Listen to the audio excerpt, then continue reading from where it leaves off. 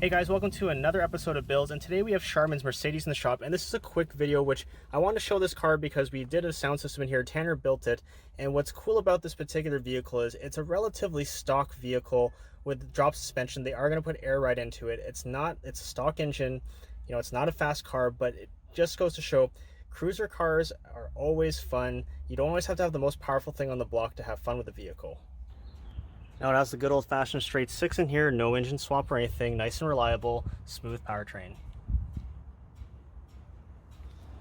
For the rest of the sound system, we have a little bit of dynamat here. Now this is what we've been doing for cars like this, where we don't cover the whole trunk lid. We only do the inset. That way you have some contrast when you open up the trunk, but you can still expose and show off the dynamat.